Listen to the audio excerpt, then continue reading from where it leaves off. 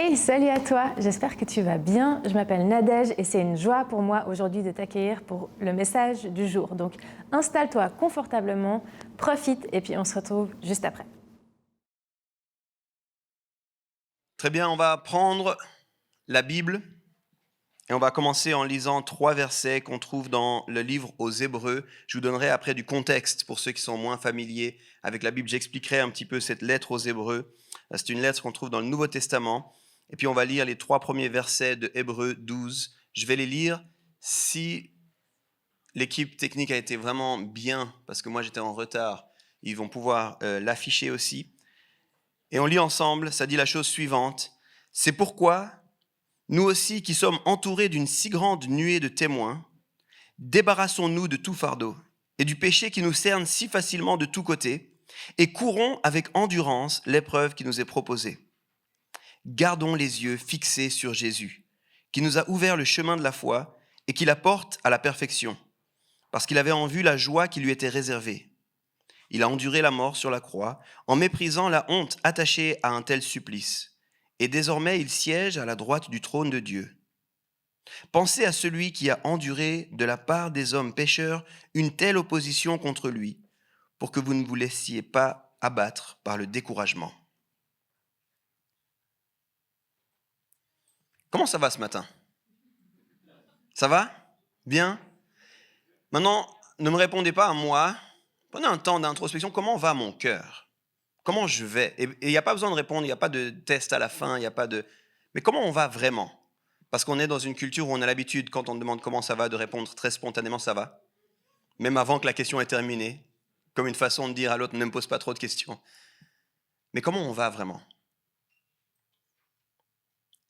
Si on est honnête, je pense que la plupart d'entre nous, on peut dire qu'il y a des moments où ça va mieux que d'autres. Il y a des moments où c'est pas le top. Il y a peut-être même des moments où en fait, ça va pas si bien que ça. Voire même des moments où on se dit mais pourquoi est-ce que je suis là? Pourquoi est-ce que je fais ce que je fais? Pourquoi ça m'arrive?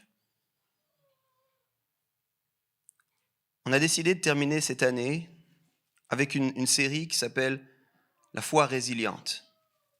Et je ne sais pas si vous connaissez la notion de résilience. Je vais vous donner la définition ici selon le Larousse. C'est l'aptitude d'un individu à se construire et à vivre de manière satisfaisante en dépit de circonstances traumatiques. Je répète, l'aptitude d'un individu à se construire et à vivre de manière satisfaisante en dépit de circonstances traumatiques. La plupart des définitions que vous allez trouver vont dans ce sens-là. J'en ai une autre ici, l'internaute qui traduit comme ça, capacité d'un individu à supporter psychiquement les épreuves de la vie. Une capacité qui lui permet de rebondir, de prendre un nouveau départ après un traumatisme. Puis le mot traumatisme, des fois, il nous fait peur. On dit non, moi je ne suis pas concerné. Mais il y a plein de petits traumatismes dans la vie.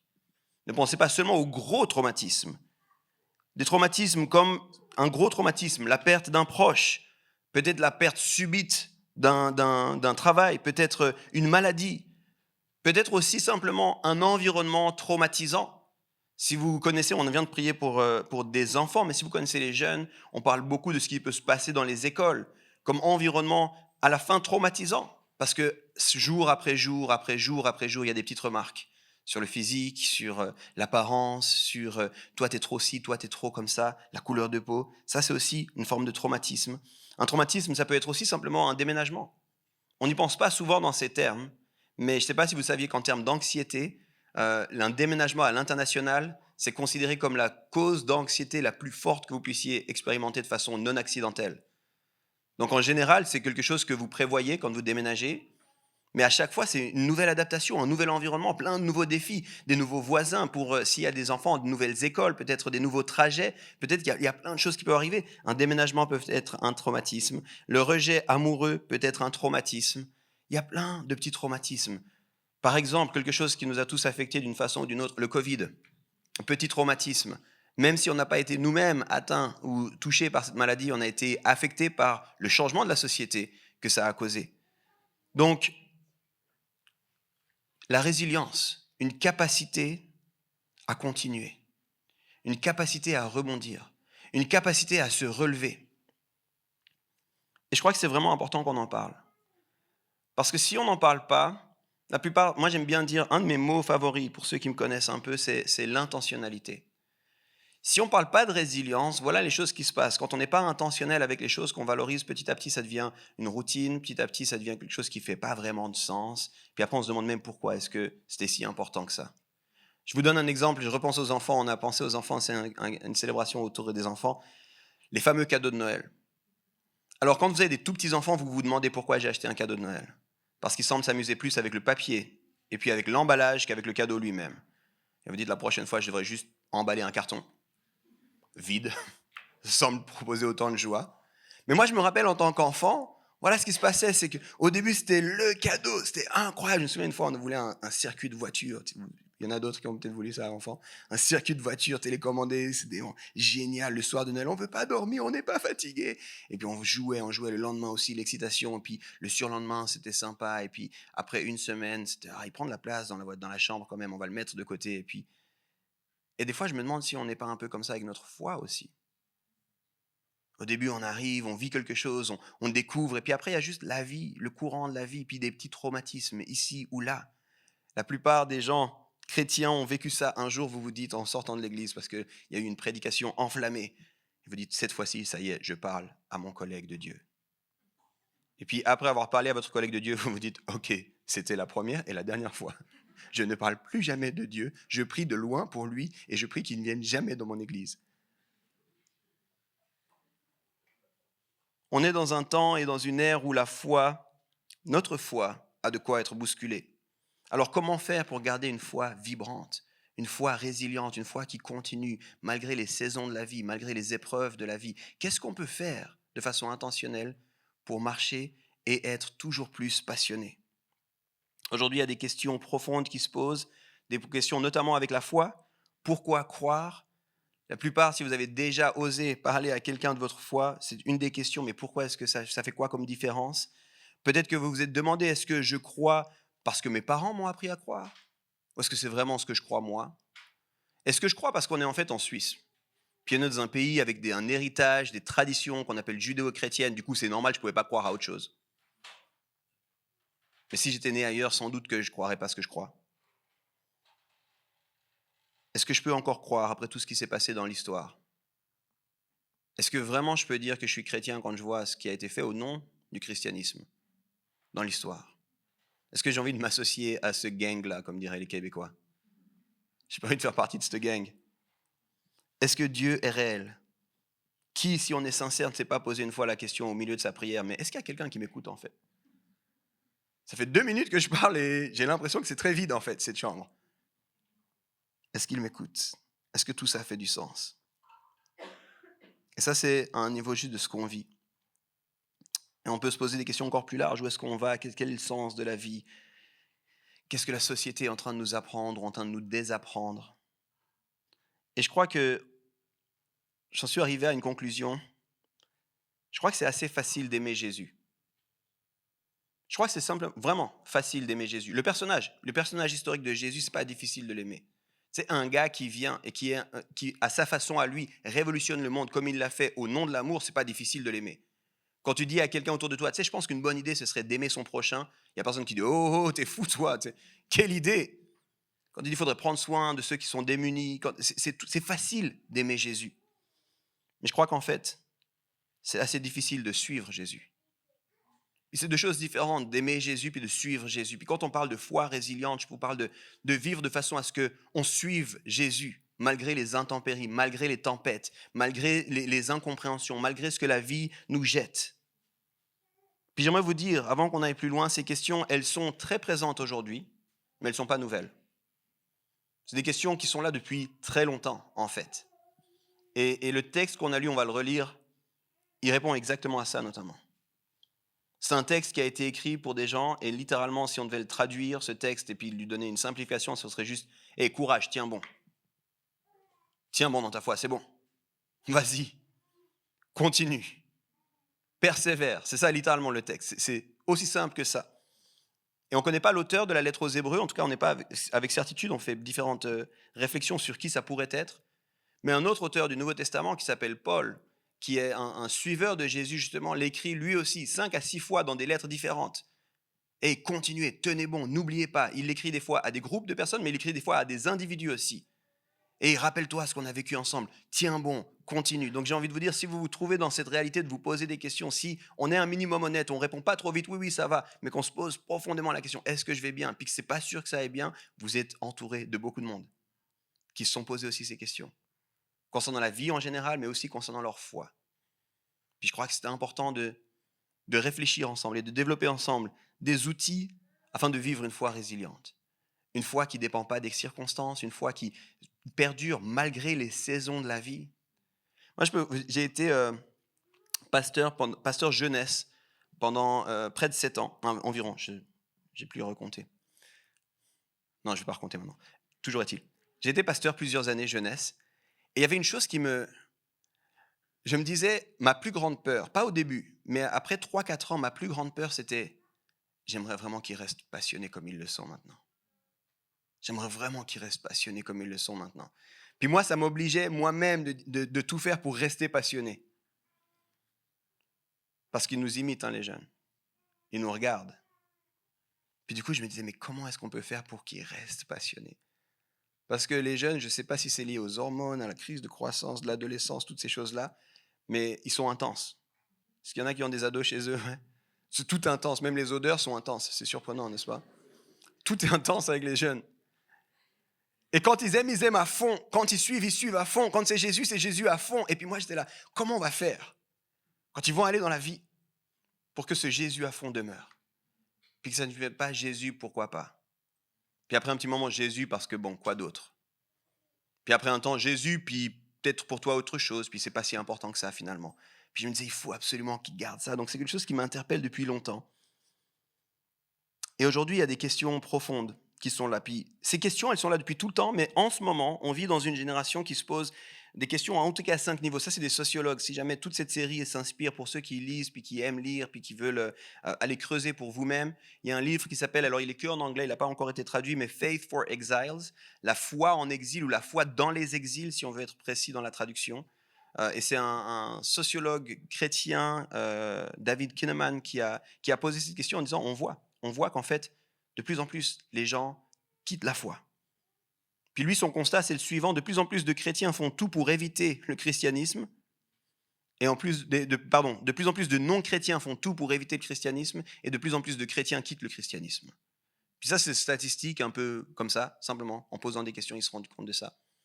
Puis du coup, il a réfléchi, qu'est-ce qu'on peut faire pour avoir une foi résiliente? Puis c'est vraiment après 2010, les études sont 2010 environ, donc c'est assez récent, on va dire.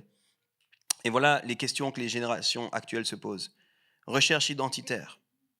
Qui suis-je? Qu'est-ce que ça veut dire d'être quelqu'un? Puis on le voit à tous les niveaux. Qu'est-ce que ça veut dire d'être quelqu'un? C'est quoi? Il y a une quête identitaire profonde. Il y a un combat aujourd'hui, puis ça c'est un autre sujet extrêmement vaste, mais un combat contre l'anxiété. Un combat contre l'anxiété. On a de plus en plus peur. Avant, on se réjouissait de partir dans la vie. On pensait qu'il y avait des bonnes choses à aller découvrir. Maintenant, on est juste là, il va falloir la vivre, cette vie. Puis on espère que ce ne sera pas pire. Il y a un sentiment de solitude. J'ai été, je vous disais, pasteur dans la région de Genève, Carouge, pour être précis. Et puis un jour, on s'est mis avec ce qu'on appelait le bureau œcuménique, ça veut dire la plupart des chrétiens de la région. Puis on est allé vers les autorités de Carouge. Puis on a dit, en tant que chrétien, on a envie d'être un soutien pour les autorités. Qu'est-ce qu'on peut faire?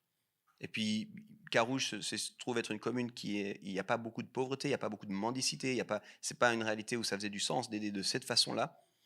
Puis du coup, nous, on est venu avec des idées un peu, on pourrait faire une banque alimentaire, distribuer de la nourriture, on pourrait peut-être faire de la récolte de paquets, puis les emmener, vous connaissez, on va en parler après encore.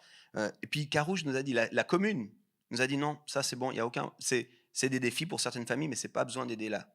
Par contre, il faut nous aider pour la solitude. Il faut nous aider pour la solitude, les gens sont seuls comme jamais, on n'a jamais vu ça. Et littéralement, quand on leur a demandé, ils nous ont dit, la semaine passée, il y a une jeune personne qui vient de se suicider. Elle vivait dans un HLM, ce qu'on appelle les tours de Carouge. Donc littéralement, c'est difficile de vivre plus entouré que ça, tu sais. Mais elle a décidé de mettre fin à ses jours. Parce qu'en fait, elle se sentait seule. On peut être au milieu de la foule, mais se sentir seul. Puis elle nous disait, on a un grand problème avec toutes les personnes plus âgées. Il n'y a personne, et des fois, ils font 2, 3, 4 semaines sans que personne n'aille les voir. Puis c'est difficile. Est-ce que vous pourriez faire quelque chose, juste un petit mot pour les personnes âgées, une lettre, quelque chose, un contact, avoir des espaces où ils peuvent venir, boire un café, jouer au Scrabble. Enfin, et vraiment, leur défi, c'était ça. Aujourd'hui, il y a un sentiment de solitude très profond. Aujourd'hui, il y a un défi avec l'ambition. Qu'est-ce que ça veut dire que d'avoir de l'ambition? Est-ce que j'ai le droit d'avoir de l'ambition? Est-ce que je suis mal vu si j'ai de l'ambition? Est-ce que finalement, ça vaut la peine d'avoir de l'ambition? Des fois, on a des conseillers qui nous disent il faut réfléchir sur 25 ans. Puis la plupart des jeunes disent simplement mais je ne sais même pas où je suis dans 3 ans. Je ne sais pas comment faire pour avoir de l'ambition. Je ne sais pas qu'est-ce que ça veut dire que d'avoir de l'ambition. Et finalement, aujourd'hui, il y a aussi un sentiment qu'on nous doit des choses. Il y a un sentiment qu'il y a des choses qui nous sont dues. En anglais, il y a un mot qui c'est entitlement. Et c'est un petit peu, tu sais, c'est les vacances qui me sont dues. La plupart, on a eu ce sentiment, n'est-ce pas, arrivé vers mai-juin, ou quand tu commences à entendre tes collègues, tes amis qui prévoient leurs vacances d'été, il y a un petit truc dans ton cœur, tu dis, mais moi aussi, je devrais avoir des vacances comme ça. Mais pourquoi moi, j'ai pas ces vacances? Puis tu le vois, alors tu reçois les pop-up de EasyJet, Suisse, tous ces autres-là, faites les vacances que vous méritez. Puis tu dis, mais c'est vrai, finalement, on n'a pas l'argent, mais on va faire quand même un leasing parce que j'ai le droit d'avoir une voiture plus grande, plus rapide, plus belle, moins énergétique, meilleure énergétiquement parlant. On est là-dedans, n'est-ce pas? On est là-dedans, on a le droit, on nous doit des choses. Puis ça, c'est des défis, c'est des formes de crises multiples qu'on est en train de vivre et qui viennent attaquer notre foi, les amis. Qui viennent nous empêcher, en fait, de vivre une foi résiliente. Et il faut qu'on parle de ça. Dans un contexte comme celui-ci, je crois qu'il y a malgré tout une grande place, puis qu'on devrait être, en tant que chrétiens, des ambassadeurs d'espoir. Je réalise tout ce que je vous dis, puis je peins un tableau qui n'est pas forcément « génial, on se réjouit ». Parce qu'on le vit, n'est-ce pas? Mais j'ai envie de vous dire, si on est disciple de Jésus, il devrait y avoir quelque chose qui nous anime, qu'on appelle l'espoir. Parce qu'on place notre espérance dans autre chose que les circonstances qui nous entourent.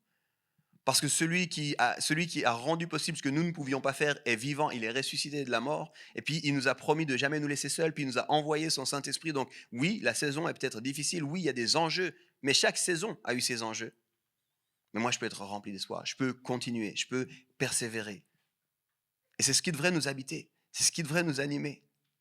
Moi, je rêve du jour où les gens, et j'ai quelques témoignages comme ça, où les gens disent juste, ton Dieu me fatigue, mais toi, vraiment, t'es intéressant. J'en ai marre de tes histoires de Dieu, la religion, la Bible, mais juste quand je suis avec toi, je me sens bien. Parce que tu es une personne, je ne sais pas, c'est comme il y a toujours de l'espoir avec toi, il y a toujours...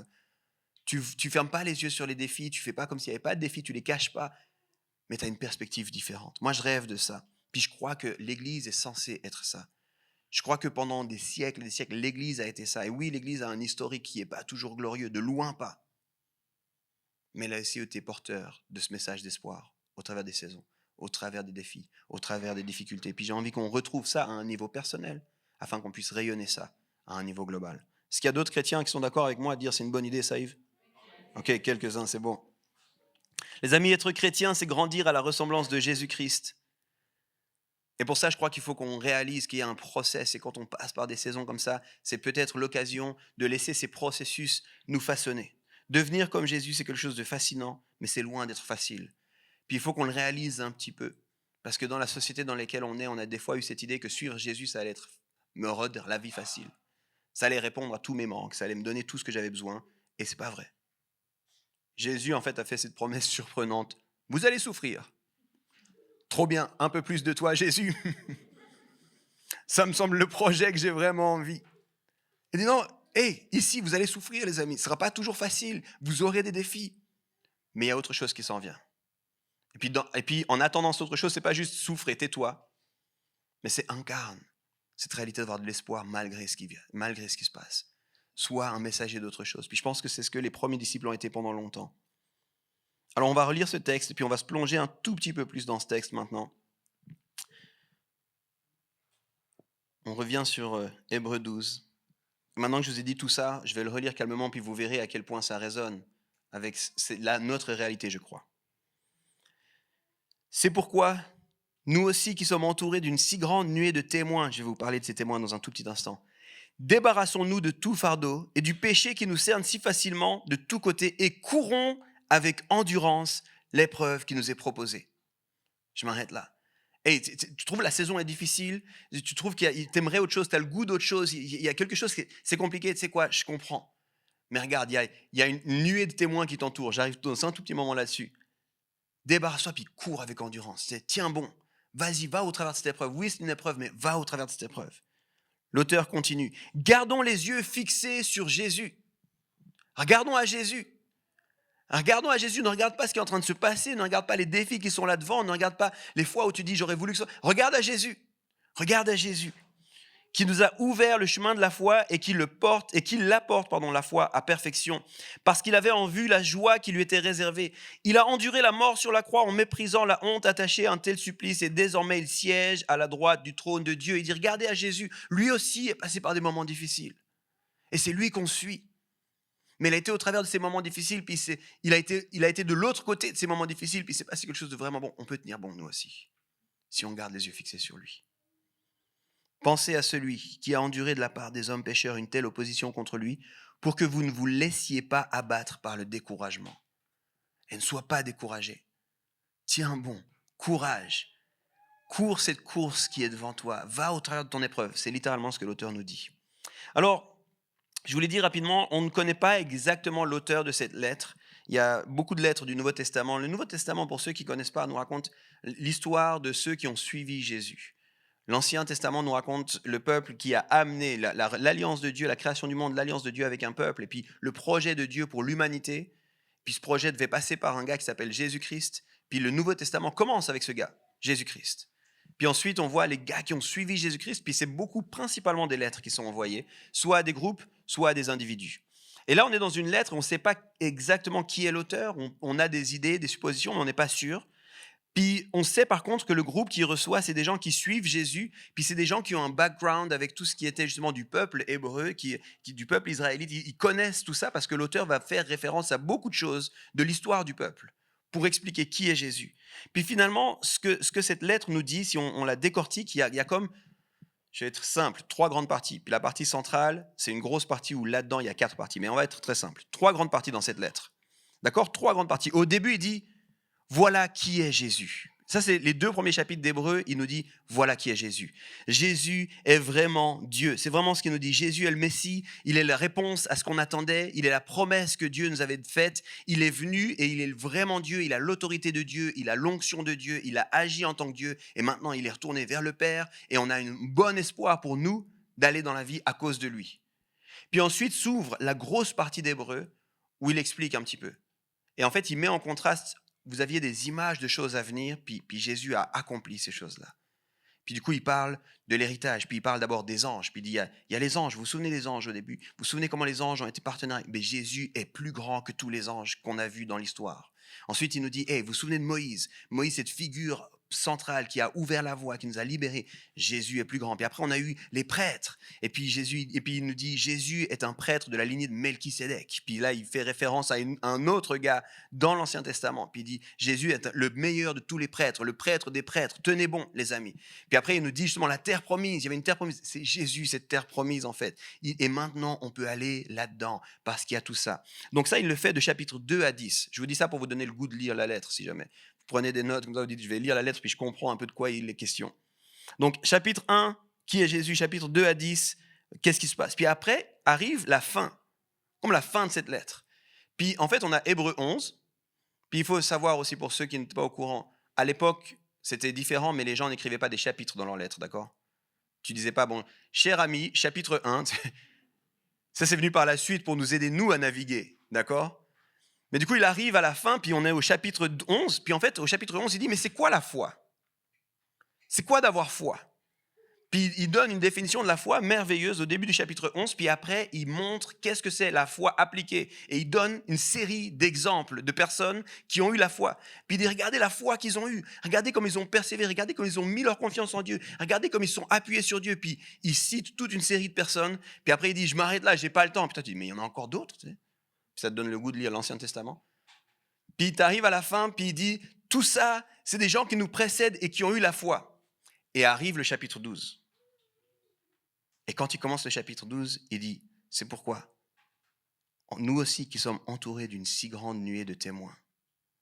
Et il est en train de dire, tous ces gens qui ont eu la foi, c'est comme des témoins pour toi. Et mon pasteur, pendant des années, qui était aussi mon père, il aimait bien nous dire comme ça, quand vous lisez la Bible, en fait, vous lisez votre histoire familiale. Puis il disait, c'est comme un album de famille quand vous lisez la Bible. Et moi, je ne comprenais pas. Parce que si tu as lu la Bible, tu es d'accord qu'il y a des noms bizarres. Il y en a peu qui ont lu la Bible, ok. Il y a vraiment des noms bizarres. J'étais là, moi, ça, ce gars-là, c'est pas ma famille du tout. Tu sais. Rien que le nom, déjà, c'est compliqué. Ça part mal. Et après, quand tu lis la vie de ces gars-là, tu dis, non, je ne les veux pas dans ma famille. Je préfère mon oncle bizarre, ça va encore, mais là, cette histoire, je ne la veux pas. Mais en fait, mon père et pasteur disaient toujours, ça, c'est votre histoire de famille. C'est ceux qui vous précèdent, parce que quand on est de nouveau, en fait, il y a un transfert, il y a une famille spirituelle. Puis ceux-là sont vos ancêtres, sont ceux qui vous précèdent, et puis ils vous montrent qu'est-ce que c'est que d'avoir la foi, mais ils vous montrent aussi qu'est-ce que vous ne devez pas faire. Ils vous montrent aussi qu'est-ce que c'est de se planter. Puis du coup, ils disaient, n'aie pas honte de ça. Et puis c'est que par la suite que j'ai compris ce que ça voulait dire d'avoir une nuée de témoins, d'avoir des gens qui m'entourent, des gens qui m'ont précédé, des gens qui ont fini ce temps sur terre, mais qui sont maintenant dans l'éternité, puis qui sont en train de dire, continuez votre course. Puis quand toi, tu as un défi, je comprends le défi que tu as eu. Puis quand toi, tu dis, mais j'ai des rêves, pourquoi ces rêves ne se réalisent pas? Puis tu as un gars qui s'appelle Joseph qui dit, ah, je suis passé par là, mon gars. Crois-moi, je suis passé par là, tiens bon. Tiens bon. Puis l'autre, moi j'ai un appel, pourquoi je ne suis pas dans mon appel? Puis tu as un gars qui s'appelle David qui dit, oh, je connais ça. Des années pour moi, mon gars. Tiens bon, continue. Mais on avait une promesse d'avoir des enfants. Puis tu as un gars qui s'appelle Abraham qui dit, moi aussi. Moi aussi. Fais pas les mêmes erreurs que moi, mon gars. Fais confiance à Dieu. Tiens bon, puis tu as une nuée de témoins. Puis c'est pour ça que c'est tellement riche, en fait, quand il arrive à Hébreux 12, puis qu'il nous dit, c'est pourquoi entouré d'une nuée de témoins, tu penses à toute l'histoire. Et puis tu es là, oh, c'est ces gars-là. Puis il continue, parce qu'on a cette nuée de témoins, puis parce qu'on a les yeux fixés sur Jésus, on peut avoir une foi résiliente. On peut tenir bon dans l'épreuve. On peut persévérer dans notre foi, même quand on ne comprend pas, même quand c'est difficile, même quand le monde nous entoure, même quand il y a des quêtes identitaires, même quand il y a cette anxiété, même quand il y a la solitude. On peut continuer. C'est possible. Puis je ne dis pas que ces réalités doivent rester, les amis. Mais je dis que ça ne devrait pas être des excuses suffisantes pour arrêter dans notre foi. On peut continuer. Puis on va creuser ensemble ça tout au long de cette série. Courez votre course avec persévérance. On a failli appeler ça « cours la course », mais je me suis dit c'est peut-être mieux la foi résiliente. Cours la course, c'est un peu bizarre, même ça sonne pas très bien. Run the race, j'étais en train de penser, si Nike devait faire une pub, qu'est-ce qu'il dirait? Après, je me dis, on n'est pas Nike, on va faire une foi résiliente. Puis j'aimerais vous proposer, alors qu'on ouvre cette série, 3 clés concrètes, 3 éléments concrets que nous, on peut faire là où on est, pour s'ouvrir à une foi résiliente, pour laisser de la place dans nos cœurs à une foi résiliente. Et puis la deuxième clé, vous verrez, elle expliquera la suite de la série. La première des clés, et vraiment ceux qui me connaissent, j'ai dû enlever ma casquette de challenger, j'ai un côté vraiment challenger, j'aime challenger, j'ai été coach pendant des années, puis j'allais dire la première des clés, vas-y, tu t'en fiches, continue. Non, je ne peux pas commencer comme ça. Alors la première clé, elle va être tout autre. Ma première clé, ce sera « Méfie-toi du confort ». Méfie-toi du confort. Dans les versets qu'on a lus, il a dit « Débarrassons-nous de tout fardeau ». Puis je crois que le confort, c'est une belle chose. On est content du confort, on est content, je pense, en tout cas, moi je le suis en partie de ce que notamment la technologie nous apporte comme confort. Puis j'ai pas envie de remettre ça en question. J'ai pas envie de dire « Retournons à l'époque où on dormait par terre dans des cavernes ». Non, merci, ça va bien. Tu sais, des gens qui disent c'était mieux avant. Moi, j'aime mes toilettes, perso. Je suis pas sûr que c'était mieux. Tu sais. J'aime pouvoir mettre des aliments au frigo. J'ai une famille, tu sais, j'ai 4 enfants. Je ne sais pas comment les parents faisaient avant ça. Non, c'est pas un problème, le confort. Le défi, c'est beaucoup plus notre lien à ces choses.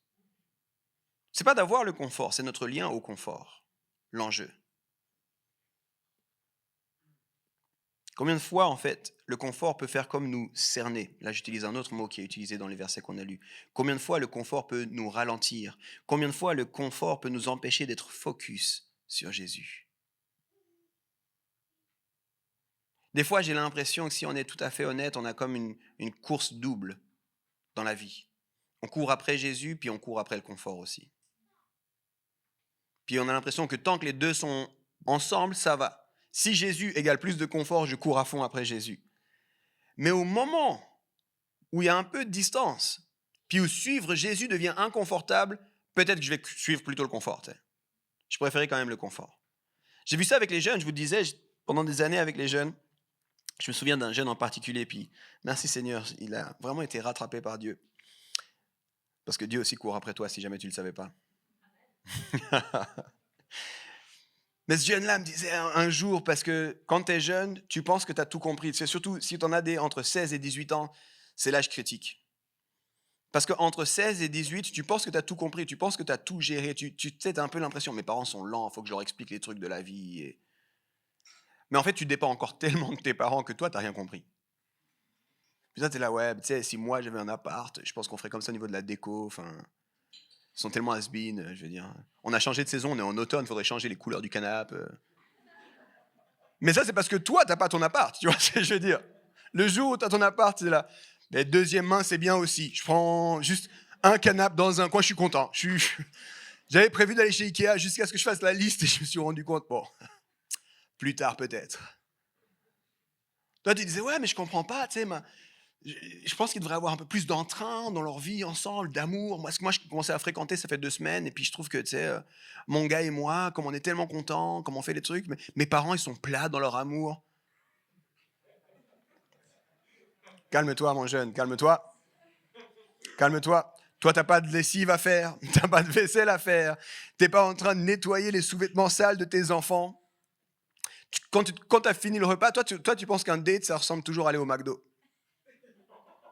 Puis du coup, tu te dis, ben, c'est facile quand même, on a fini le repas, on peut juste s'apprécier, se regarder dans le blanc des yeux, refaire le monde ou quoi. Mais t'as jamais même cuisiné un vrai plat. Tu sais. Au passage, faire des œufs, c'est pas cuisiner un vrai plat, là. Et j'avais ce jeune qui était là, qui était exactement dans cette phase-là. Ouais, tu sais, Yves, moi, je trouve mes parents, leur foi, il manque un peu de ferveur. Je sais pas, je trouve qu'ils s'endorment un peu. J'étais là, mais c'est bien, mon gars, mais tu sais, tranquille, honore tes parents. Ouais, non, mais tu vois, parce que moi, je vais changer le monde pour Dieu, je vais aller, toute mon école va suivre Jésus. J'étais là, c'est bien, mon gars, c'est bien, calme-toi. Mais c'est bien, mais calme-toi. Et puis, c'est arrivé ce moment où il a commencé à fréquenter une personne. Puis, c'est arrivé ce moment où ses parents ont commencé à lui dire, bah maintenant, tu as l'âge, tu peux travailler, tu sais, on va te donner un peu moins d'argent de poche, puis tu travailles, puis les choses de ton loisir, c'est toi qui dois les assumer et tout ça. Et étonnamment, il y a une corrélation surprenante que j'ai pris du temps à comprendre, mais il venait moins à l'église. Puis au début, je me disais, mais... Donc je l'appelais, je disais, mon gars, tu te souviens, la foi, la passion. Ouais, mais tu sais, c'est dur aussi, il faut que je travaille. Et puis, ben, tu vois, si je vais maintenant mes parents, ils me payent plus le ciné, donc si je vais aller au ciné avec ma copine, je suis là, ah! Suivre Jésus ou suivre le confort? Et il n'était même pas encore à 2 tiers de ce que ça voulait dire d'être adulte. Il avait juste commencé à goûter, il était juste dans la pataugeoire de l'âge adulte. Tu vois ce que je veux dire? Elle était déjà en train de me dire, je vais me noyer. Où est les maîtres nageurs? J'étais là, c'est la pataugeoire, mon gars. Il n'y a aucun risque que tu te noies. Suivre Jésus ou suivre le confort, les amis? Débarrassons-nous de tout fardeau. Aujourd'hui, le confort, c'est les choses qu'on a l'impression qu'on a tellement besoin. Désolé, je disais ce sentiment que les choses nous sont dues. J'ai besoin d'avoir 2 pièces supplémentaires dans ma maison parce que j'aime peindre. Alors je vais tout faire pour avoir 2 pièces supplémentaires. Donc je vais prendre un job de plus pour pouvoir me payer 2 pièces de plus. Et puis il nous faudrait quand même 2 voitures, 2 scooters et puis 2 vélos électriques pour que quand on est avec nos potes écolos, ils comprennent qu'on n'a pas que la voiture. Hein. Puis ça te coûte tout ça. Puis tu dois travailler plus pour avoir tout ça. Puis tu commences à... Mais en fait, c'est intéressant parce que quand je travaille le dimanche, tu vois, le salaire il est un peu plus élevé que quand je travaille la semaine. Alors je vais me mettre à travailler le dimanche, mais t'en fais pas, je prierai le soir. Le problème, c'est que j'ai pris un shift du soir aussi. Donc le soir, il se retrouve au milieu de la nuit. Alors je prierai le matin, mais le matin, j'ai de la peine, je snooze 10 fois mon réveil parce que je suis fatigué du shift du soir, tu comprends? Du coup, je prierai peut-être à midi, mais à midi, je dois manger avec les collègues. Et puis c'est quand même vraiment bizarre de dire aux collègues avant de manger, on va prier. Donc j'ai arrêté de prier. Puis j'ai arrêté de venir à l'église. Puis je voudrais lire la Bible. Mais c'est un peu plat comme histoire. Des lignées de générations, de trucs, de machins, c'est bon. Et j'ai perdu ma foi petit à petit. Alors je vais toujours à l'église pour me donner bonne conscience. En général, 1 fois tous les 6 mois. C'est le moment où vraiment les amis de l'église commencent à m'écrire. Mais t'es où en fait? Ça fait un moment qu'on t'a pas vu. Mais je te jure, c'est vraiment important pour moi la foi. Je redeviens coach, pardon. et montre-moi ta vie. Montre-moi ton calendrier, montre-moi ton quotidien, puis on verra qui tu suis réellement. Comment est-ce que tu as fait de la foi quelque chose d'important? L'auteur de cette lettre, il dit débarrassons-nous de tout fardeau. Moi, ma question pour toi, c'est quoi ton fardeau aujourd'hui qui t'empêche de courir après Jésus?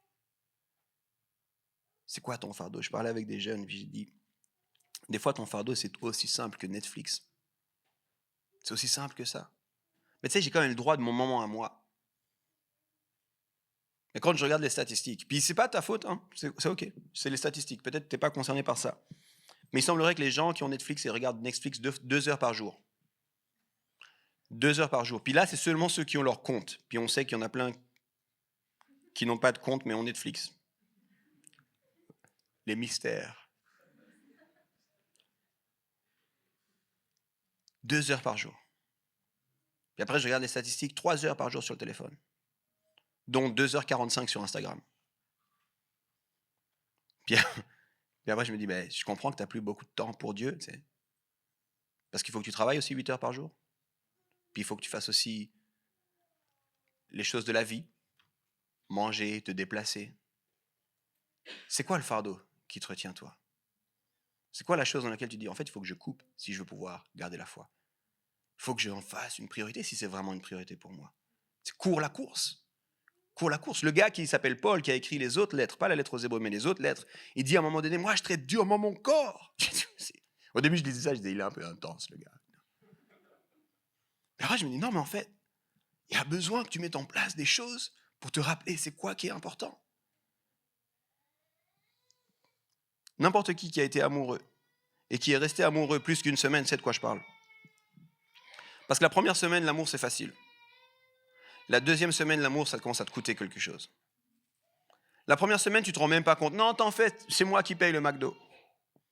Et la deuxième semaine, on fait 50-50 parce que... Puis après, tu dis, une fois c'est toi, une fois c'est moi qui paye. Puis quand c'est moi qui paye, écoute, je regarde juste si on n'a pas des bons avant qu'on aille au McDo. Sinon, on se fait peut-être juste la cope pronto, un petit sandwich. Bah, ça commence à te coûter quelque chose. C'est fou de voir à quel point, quand les gens se mettent en couple, j'utilise le couple parce que beaucoup connaissent ces références. Quand tu te mets en couple, tu n'as pas un problème de temps. Tu as rarement un problème de temps. Ouais, non, t'en fais pas, tu peux m'appeler n'importe quelle heure, on se parle pendant 3 heures, 4 heures. Mais au bout d'un moment dans ta vie de couple, ah mais c'est pas possible quand même, le temps que ça demande. Genre, il voudrait qu'on fasse 2 heures ensemble le mardi soir. Mais moi, j'ai le sport le mardi soir. Mais au début, c'était pas un problème. C'est la même chose avec ta foi. C'est la même chose avec ta foi. Quand tu es enflammé, c'est pas un problème d'aller à l'église. Moi, je connais combien d'enfants qui, peut-être certains d'entre vous, vous êtes ici parce que vos enfants vous ont obligé de venir. C'est tellement bien l'église. Là, t'es là, ah man, pourquoi on leur a pris les jours de la semaine? Pourquoi on ne pourrait pas leur cacher que c'est dimanche? Parce que s'ils savent que c'est dimanche, ils nous demandent d'aller à l'église. Moi, ma fille, elle est au stade où elle me dit, je peux revenir avec toi le soir? Je dis, le soir aussi, tu... Oh. Man, elle aime trop Jésus, je comprends pas. I'm just kidding. J'aime ça. Mais j'aime cet enthousiasme des enfants. Mais est-ce que nous, on en est plus à courir? Est-ce que toi, tu fais de ta marche avec Jésus une priorité? Est-ce que vraiment, tu te débarrasses de tout fardeau? Et regarde ta vie, c'est quoi tes fardeaux à toi? Deuxième des choses, mets en place de bonnes habitudes. Les bonnes habitudes, c'est des petites pierres qui vont construire un édifice. J'ai déjà fait référence à ce livre, en plus je l'ai vu hier en français, mais je n'ai pas regardé le titre, mais Atomic Habits. Si quelqu'un sait le titre en français, criez-le. Un rien peut tout changer, c'est ça. Il y a un livre qui s'appelle Un rien peut tout changer. Je vous dis, des fois, les noms français anglais, c'est très différent. C'est Habitude atomique. Les éditeurs, on va changer. Un rien peut tout changer. En anglais, c'est Atomic Habits. Et littéralement, ce que l'auteur nous dit, il y a plein de choses qu'il nous dit, mais c'est juste les grands accomplissements, c'est au travers de petites pratiques que tu mets en place. Puis ça, tu le sais, on le sait tous. Tu sais, si tu n'as jamais fait un examen, si comme moi, tu as loupé une fois un examen dans ta vie, souvent, ce que tu t'es dit, c'est la prochaine fois, j'étudierai plus tôt. Parce qu'en fait, me mettre à étudier la veille à 21h30 après avoir regardé Netflix, c'est pas la meilleure des idées. Donc la prochaine fois, je vais me mettre à étudier plus tôt. Je vais mettre en place une habitude, je vais répéter, je vais voir le cours, juste après, je vais mettre à propre mon résumé et tout ça, puis ça va être facile. Mais dans la vie, c'est la même chose. Puis dans ta marche avec Jésus, c'est la même chose. Puis pendant des siècles et des siècles, le christianisme avait une chose qu'on appelait les disciplines spirituelles. Puis nous, alors en particulier les évangéliques, alors ça, on n'aime pas. Hein. Discipline, oulala, le gros mot. Hein. T'imagines si je commence à devenir discipliné. T'sais. Imagine ça, quelle vie. Mais la vérité, c'est qu'on devrait mettre en place, les amis, des disciplines spirituelles. Des disciplines qui nous poussent à grandir dans notre marche de foi. Et puis là, je te donne quelques statistiques. Puis en fait, durant la suite de cette série, on va voir 4 bonnes habitudes. Puis quand je dis bonnes habitudes, c'est des termes très, très larges. Puis après, là-dedans, tu peux mettre en place des disciplines. Puis ceux qui sont proches, pas ceux avec qui j'ai parlé 1 ou 2 fois, mais ceux qui sont proches de moi, vous savez que je vous dis régulièrement, c'est quoi ta règle de vie? C'est quoi ta règle de vie? C'est quoi tes disciplines spirituelles? Parce que pour moi, ça ne marche pas de marcher avec Jésus sans discipline spirituelle. Et du coup, je demande beaucoup ça, mais seulement si on est proche. Tu viens juste me dire comment ça va, je te dis ça va, merci, et toi? Voilà ce que les études nous montrent. Les chrétiens qui sont résilients, d'accord, les chrétiens qui sont résilients, les chrétiens qui endurent les saisons, les chrétiens, la foi, elle reste vraie, elle reste forte au travers des années, ont une relation personnelle développée avec Dieu. Et là, la statistique, elle nous dit 90% des chrétiens résilients ont une habitude de dévotion personnelle. 90%. Quand tu demandes à quelqu'un, puis tu peux lire le livre, c'est vraiment fascinant parce que quand tu vas vers les chrétiens qui sont sans église ou les chrétiens qui ne sont pas réguliers à l'église, ça descend à moins de 25%, qui ont l'habitude d'une vie personnelle avec Dieu. Une habitude, ça peut ressembler à de la prière, ça peut ressembler à la lecture de la Bible, ça peut ressembler à simplement passer du temps dans l'adoration, ça peut le silence, ça peut être toutes ces choses-là. On va en parler avec toi. Développer une relation personnelle avec Dieu. Mais si tu veux être un chrétien résilient, les statistiques nous disent que c'est quasiment incompatible si tu ne développes pas ça. Tu ne pourras pas tenir ferme dans l'épreuve si tu n'as pas une relation personnelle avec Dieu développée. Et une relation personnelle, ça veut dire personnel. Tu ne peux pas compter, ouais, mais moi, je suis quand même en général 1 fois sur 2 à l'église, donc j'ai déjà à peu près 3 heures par mois. Non. Ces 3 heures par mois, ça ne compte pas. C'est communautaire, l'église. Je te parle de personnel, dans ton quotidien. La deuxième chose que ces études nous montrent, les chrétiens résilients ont des profondes relations qui font du sens. 80%. Quand tu leur demandes, est-ce que tu as une communauté? Est-ce que tu as des amis de redevabilité? Est-ce qu'il y a des gens qui parlent dans ta vie? Est-ce qu'il y a des gens avec qui tu chemines sur les questions de la foi? Est-ce que tu as des amis comme ça, cette forme de communauté? 80% disent oui. On a ça.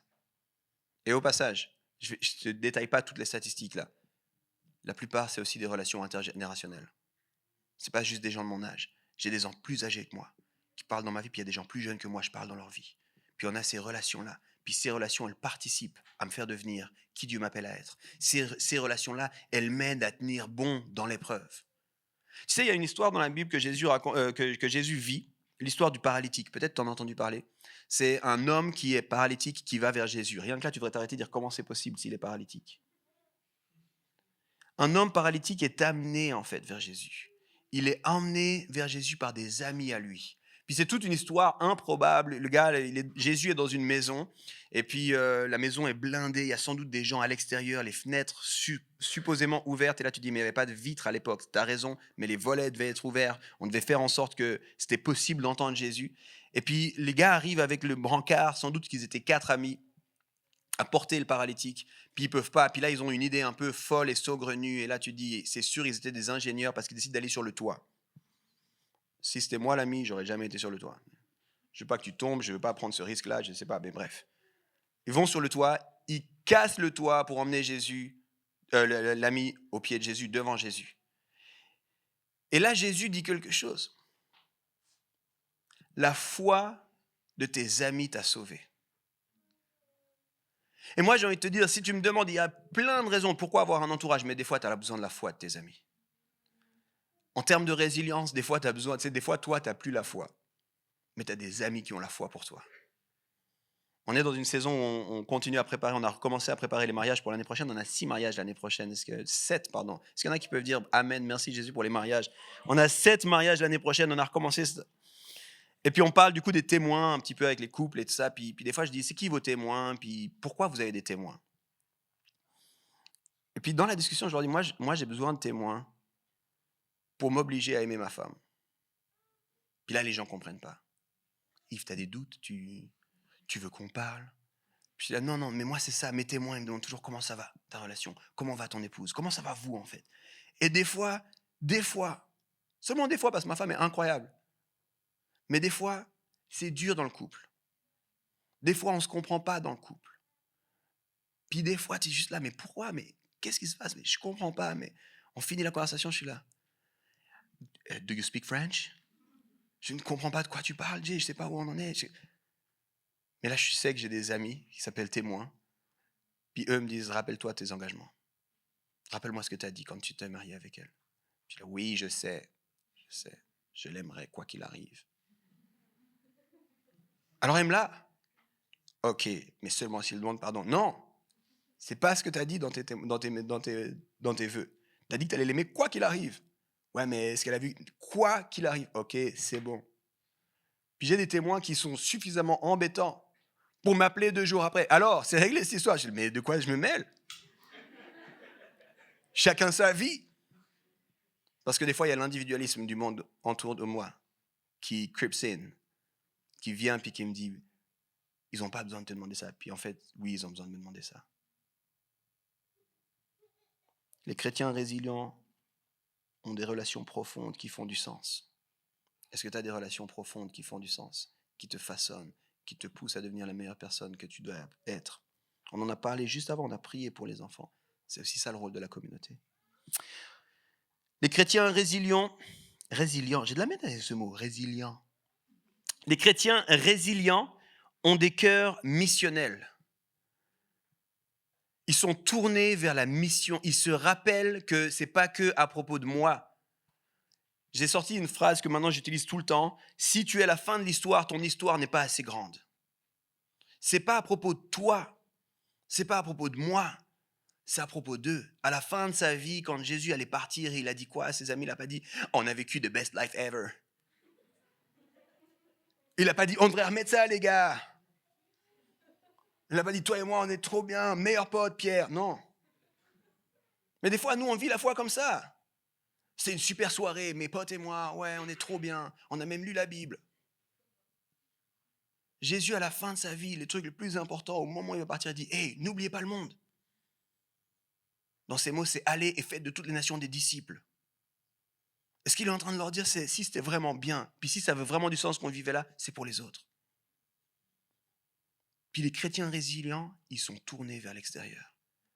Ils sont constamment en train de se dire « Hey, comment ça se passe en fait? Comment est-ce que d'autres personnes peuvent entendre parler de Jésus? Est-ce qu'il y en a d'autres qui peuvent rencontrer ça? Si c'est vraiment une bonne nouvelle, ils sont pressés de la partager. Comment est-ce que je peux en parler? Je sens que la personne, c'est difficile, j'ai envie de me tenir dans sa vie. Puis j'ai pas envie de la bassiner, lis la Bible, ça va. Non, j'ai envie de me tenir dans sa vie, j'ai envie de dire « Hey, tu sais quoi, j'ai envie d'avoir de l'espoir pour toi, c'est dur ce que tu me racontes là. J'ai envie de me prendre du temps avec les gens en dehors de ma communauté parce que je suis missionnel. » 80%. Pardon, 70% ici.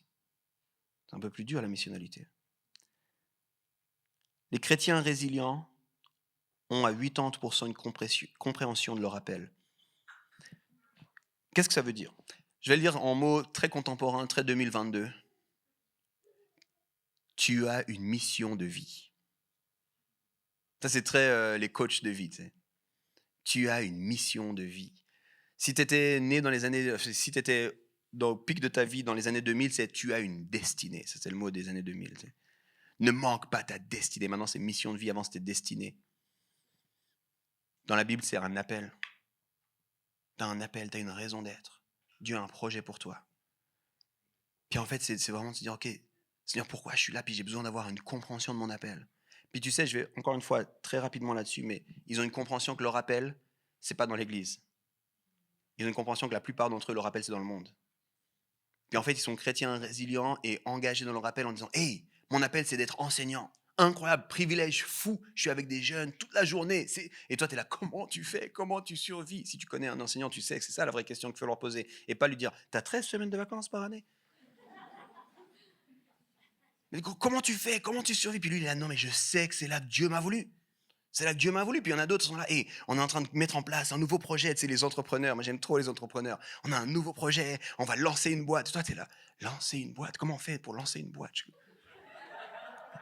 C'est quoi ça, lancer une boîte? Ça se lance des boîtes? Il dit, ouais, on va commencer un nouveau business, et puis j'ai un business plan, puis des partenaires, puis des investisseurs, puis lui, il est tout, ouais, et toi, t'es là, all right. Mais lui, c'est son cœur, c'est sa vie, il sait pourquoi il est là. Puis il y en a d'autres, c'est la musique. Moi, j'ai rencontré cette semaine des gens, c'est la musique, je sais, c'est ma place, Dieu m'a placé là. Et je suis là, ça, c'est des chrétiens résilients, tu sais pourquoi tu es sur terre. Tu sais pourquoi c'est sur terre. Et du coup, le matin, quand tu te lèves, tu es comme, yes! Même si tu as dû snoozer, même si tu as mal dormi à cause des enfants, tu es là, je sais pourquoi je suis sur terre. Merci Seigneur pour le privilège d'accomplir la raison pour laquelle tu m'as mis sur terre. Sacerdoce universel pour les théologiens, si jamais. Je termine avec une dernière bonne habitude, puis après l'équipe, vous pouvez revenir. Les chrétiens résilients ont une capacité à comprendre les temps dans lesquels nous sommes. Les chrétiens résilients, ils ont compris que la Bible, oui, c'est notre histoire familiale, mais c'est aussi un livre qui nous aide à comprendre le monde dans lequel on est. De comprendre un petit peu ce qui est en train de se passer, comprendre les enjeux de société, comprendre. Et ça, c'est méga important.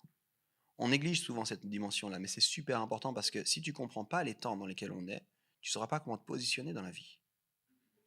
Tu n'arriveras pas à comprendre pourquoi. Puis les temps vont très vite ces derniers temps. Ce qu'on appelait une génération, maintenant, c'est un concept qui est en train d'être remis en question de plein de façons. On n'est plus vraiment capable. Toi, tu as l'impression, tu sais, juste, si tu as un petit frère, une petite sœur qui a 5 ou plus de différence de toi, 50 plus de différence avec toi, tu dis juste c'est une autre génération. Je comprends pas comment ils pensent, je comprends pas comment ils font, je comprends pas comment ils fonctionnent, je comprends pas comment ils voient le monde. Mais c'est une des raisons pour lesquelles souvent ici on essaie de vous parler un petit peu de comprendre l'ère dans laquelle on est. Parce que c'est impossible. Et je te donne un exemple très simple. Si tu te balades, et puis que là on est arrivé en automne, hein, tout le monde le sait, n'est-ce pas? Tout le monde le sait. Il y en a qui n'en sont pas encore au clair. Ok, quand à 17h il fait nuit, en Suisse, on est arrivé en automne. Là. Ça m'est égal les degrés du thermomètre, plus 2, c'est l'été le plus chaud depuis, je sais pas quoi. Non, on est arrivé en automne. Et ce qui se passe quand tu arrives en automne, naturellement, tu vas chercher des nouveaux habits. En général, si tu as le privilège d'avoir une cave ou un grenier, c'est ça que ça veut dire, tu vas chercher la valise des habits d'hiver. Puis en fonction de ton tempérament, t'aimes ou t'aimes pas. Mais tu sais que ça vient les pulls qui piquent, tu sais que ça vient les écharpes, tu sais que ça vient les bonnets, tu sais que c'est la saison. Et du coup, tu t'adaptes simplement parce que la saison a changé. Mais voilà ce qui se passe spirituellement et dans le monde, il y a les changements de saison. Et en tant que chrétien, si tu ne sais pas discerner, c'est comme si tu es simplement encore en tang, tranquille, en short, tranquille en Marcel, chemise fleurie, au milieu de l'hiver. Je ne comprends pas. C'est un peu difficile de naviguer cette saison quand même.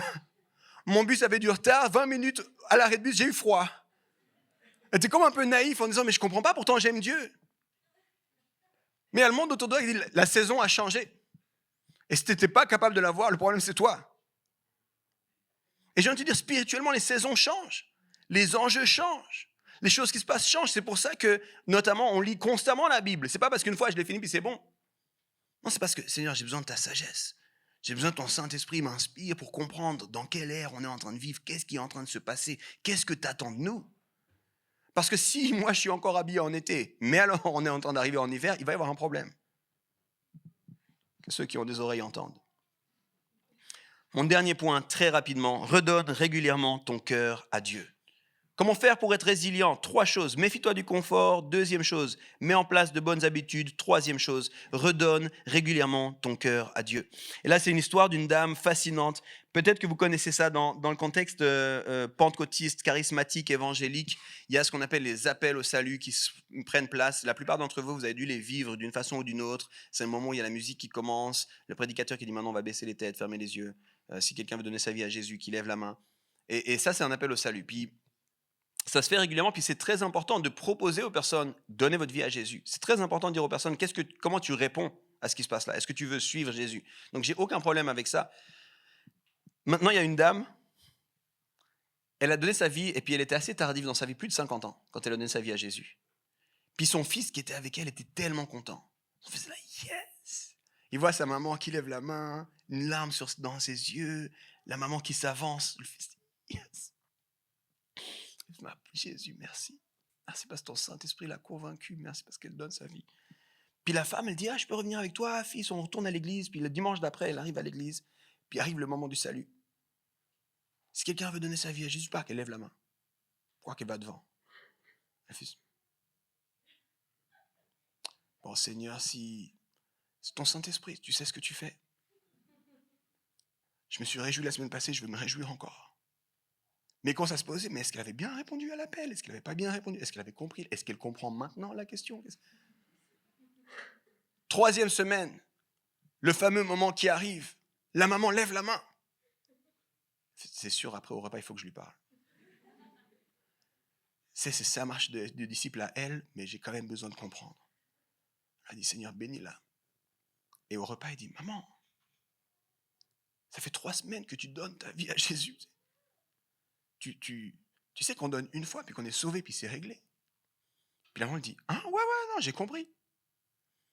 Ok. Mais alors, en une semaine, tu avais déjà perdu la confiance, et puis tu revenais déjà. Non, j'aime Jésus, c'était un bon moment. Le fils reste un peu dubitatif, il dit, ok. La semaine d'après, la même chose.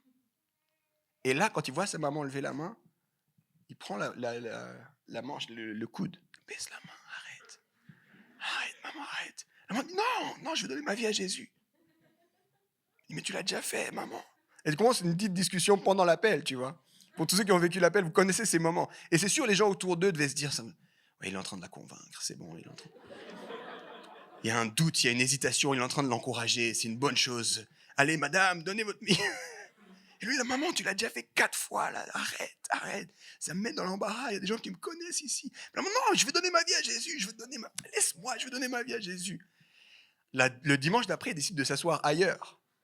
Il dit, moi, je ne veux plus être associé avec cette personne qui lève tous les dimanches sa main. Elle ne sait pas où elle est dans sa vie de foi. Elle est perdue, elle est dans la confusion. Je ne sais pas, peut-être qu'il faudrait prier pour que l'esprit de confusion sorte d'elle ou quoi. Puis après 7 dimanches où elle faisait toujours ça, il n'en peut plus. Arrive le moment du repas, puis il dit à sa maman, « Maman, pourquoi tu donnes tout le temps ta vie à Jésus ?» Et là, sa maman lui dit, « Ce que j'ai vécu cette première fois, c'est la plus belle des choses que j'ai vécues dans ma vie. Après 50 ans seul, enfin, je sentais l'amour de Dieu. Je sentais que Dieu m'acceptait, que Dieu me pardonnait malgré tout ce que j'avais pu faire. Je sentais que Dieu m'accueillait comme sa fille. Je comprenais, j'ai demandé pardon pour comment j'ai été une mauvaise mère par moment. Puis elle commence à pleurer à table. Puis il est mal à l'aise, il se met aussi un peu à pleurer. Il dit, mais pourquoi tu relèves ta main? Puis il dit, j'ai jamais envie d'oublier ce moment. J'ai jamais envie d'oublier ce moment. Je veux me reconsacrer à chaque fois.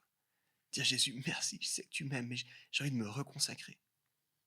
Alors le 8e dimanche, ils sont les deux au culte, puis il s'assoit de nouveau à côté de sa mère.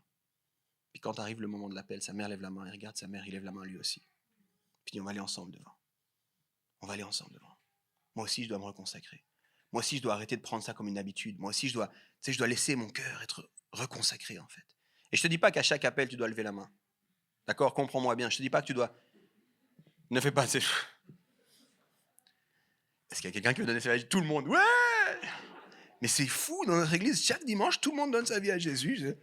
Je pense qu'il y a une rotation, ils donnent leur vie, ils laissent la place à quelqu'un d'autre, ils invitent un ami, c'est quelqu'un d'autre qui donne sa vie, je ne sais pas. Je te dis pas de faire ça, vraiment pas. Mais je te parle de garder tes regards sur lui. Je te parle de te reconsacrer. Je te parle de chaque jour choisir à nouveau. Puis je repense cette image qu'on donne aux couples qui se marient. On leur dit souvent, le oui que tu donnes le jour de l'alliance, le oui que tu donnes le jour de ton mariage, c'est un oui que tu dois redire chaque jour. Chaque fois que tu te lèves le matin, tu dois dire, je choisis encore cette personne. Je pense qu'il n'y a pas de moyen d'être résilient dans sa foi si chaque jour on ne décide pas à nouveau, Jésus, je t'appartiens. Jésus, je veux te suivre, Seigneur. Hey, pardon, hier, on a vécu pas mal de choses ensemble. J'ai soif de plus de choses avec toi, Jésus. Merci pour ton Saint-Esprit. Puis c'est ça, à se reconsacrer. On va prendre un chant dans un tout petit instant. J'ai envie de te dire, les bonnes habitudes, les pratiques spirituelles nous aident à faire cela. Ça nous aide à garder les yeux sur Jésus. Mais c'est une posture de cœur avant tout. L'auteur aux Hébreux, il dit la chose suivante. Il dit littéralement, si je traduis en mes mots à moi, d'accord, 2022 version Yves Boulondoé, je sais que c'est relou. Je sais que par moments t'as pas le goût. Je sais que c'est relou, je sais que c'est difficile. Je sais que par moments t'es fatigué. Je sais que par moments c'est long. Je sais que t'en as marre. Je sais que des fois t'aimerais autre chose. Je sais que des fois t'as été déçu par Dieu. Mais garde les yeux fixés sur Jésus. Rappelle-toi de tous ceux qui te précèdent dans cette course. Rappelle-toi comment ils ont tenu bon. Rappelle-toi comment ils ont été capables de dire oui encore et encore et encore et encore. Rappelle-toi de Jésus, qui a été d'accord d'aller jusqu'au bout. Même si pour lui aussi c'était dur, même s'il a dit à son Père, mais si tu pouvais enlever cette coupe amère, si seulement on pouvait faire autre chose que ça, mais non pas ma volonté, mais la tienne. Tiens bon, parce que tu n'es pas seul. Ne sois pas découragé, mais continue. Alors je te disais au début, comment tu vas? Puis après tout ce que j'ai dit, j'ai parlé longtemps, je te demande encore, est-ce que tu vas bien ce matin? Est-ce que tu vas bien? Est-ce que ton cœur va bien? Est-ce que ta marche avec Jésus va bien? Est-ce que tu es convaincu de l'aimer, de marcher avec lui? Est-ce que tu as l'impression d'avoir cette capacité d'être résilient, cette capacité de rebondir, de se relever? Ou est-ce que dans ton cœur, à un endroit, quelque chose qui dit, je suis devenu peut-être un petit peu fatigué, je suis devenu peut-être un petit peu amer, peut-être la saison a changé un peu trop vite, j'ai pas réalisé, j'ai froid. Ben, j'ai envie de te dire ce matin, c'est une occasion, puis toute cette série sera une occasion de dire, on veut développer une foi résiliente. On veut développer des cœurs qui sont capables de s'accrocher, de fixer les yeux sur Jésus, de se débarrasser de tout fardeau, puis de courir notre course. J'ai envie de te rappeler ce matin, indépendamment de là où tu te trouves, il y a une course pour toi. Peut-être certains, vous avez même jamais commencé votre course avec Jésus. Puis ce matin, c'est peut-être l'occasion pour vous de dire, en fait, ça me parle cette histoire de course, est-ce qu'on pourrait avoir plus d'informations? Puis il y aura un espace après, tu pourras venir nous trouver, puis nous demander comment est-ce que je peux commencer cette course avec Jésus. Puis ce sera un privilège pour nous de t'accompagner dans ces premiers pas. Mais peut-être que toi, tu cours depuis longtemps. Puis cette course est devenue peut-être une marche. C'est peut-être devenu quelque chose, un à côté. Peut-être tu cours plus après le confort qu'après Jésus. Puis ce matin, c'est l'occasion de dire, Jésus, avec cette série, j'ai envie de laisser mon cœur être travaillé. Alors j'aimerais vous inviter à vous lever. Tous, si vous le pouvez, si vous êtes d'accord, ne vous sentez jamais forcé ici. Puis j'ai envie de prier pour nous tous. Pour nous tous, pour qu'on puisse ensemble avoir une foi résiliente, une foi qui demeure, une foi qui perdure, une foi qui ne se lasse pas, une foi qui ne se fatigue pas. Puis si pour une raison Y, X ou A, tu dis en ce moment je sens que je suis fatigué, en ce moment si je devais être sincère, je ne pourrais pas te répondre mon cœur va bien. Simplement là où tu es, j'ai envie de t'encourager à mettre une main sur ton cœur comme pour réveiller ton cœur. C'est entre toi et Dieu, c'est pas pour moi. Mais mets une main sur ton cœur juste pour te rappeler. J'ai besoin d'avoir une nouvelle perspective, de rafraîchir mon cœur, de rafraîchir ma marche. Si c'est ton cas, mets une main sur ton cœur pour dire mon cœur, réveille-toi. Réveille-toi. Seigneur, je te prie pour nous tous. Je te prie pour toutes les personnes présentes dans cette salle. Je te prie pour ceux qui marchent avec toi depuis de nombreuses années, ceux qui marchent avec toi depuis quelques années, quelques mois peut-être, ceux qui se demandent s'ils veulent courir avec toi ou ceux qui ne courent simplement pas avec toi. Puis dans une période difficile, dans une ère chamboulée, dans un temps où on se demande des grandes questions de la vie, Seigneur, qu'on puisse entendre ton Saint-Esprit nous parler. Réveille nos cœurs, Seigneur. On veut se consacrer à nouveau à toi. Je te prie pour toutes les personnes qui ont une main en ce moment sur leur cœur. Par ton Saint-Esprit, souffle sur leur vie maintenant. Souffle sur leur vie maintenant, Jésus.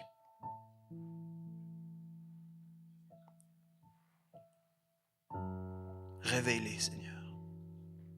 Réveille-nous, Seigneur. Moi, je veux te suivre et je veux être chaque jour plus passionné de toi. Je veux te suivre et chaque jour laisser la course vers ma définition du succès, laisser la course vers le confort et de dire toi et rien d'autre que toi. Alors Saint-Esprit, réveille-nous ce matin et développe en nous une capacité à rebondir et à avoir une foi résiliente. Dans le nom de Jésus. Amen. Trop bien, merci d'avoir été avec nous. J'espère vraiment que ce message, il t'a parlé, il t'a encouragé ou il t'a donné soif d'aller plus loin. En tout cas, n'hésite pas, sur notre chaîne YouTube, il y a tout un tas d'autres séries, d'autres thématiques qui sont là pour te servir, qui sont des ressources hyper utiles pour toi. Et puis moi, je te dis à une prochaine.